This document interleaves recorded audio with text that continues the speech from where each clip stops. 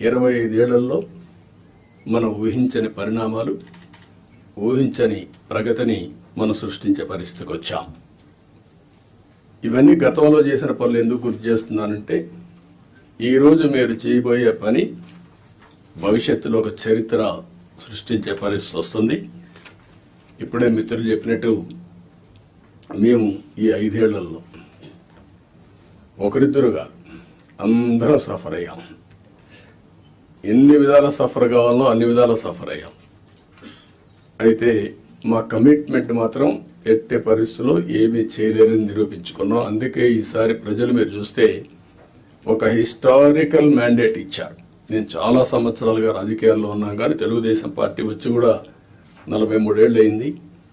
కానీ ఈసారి ఇచ్చిన మ్యాండేట్ చూస్తే ఎప్పుడూ రానంత మ్యాండేట్, ఒక హిస్టారికల్ మ్యాండేట్ ఇచ్చారు. అదే సమయంలో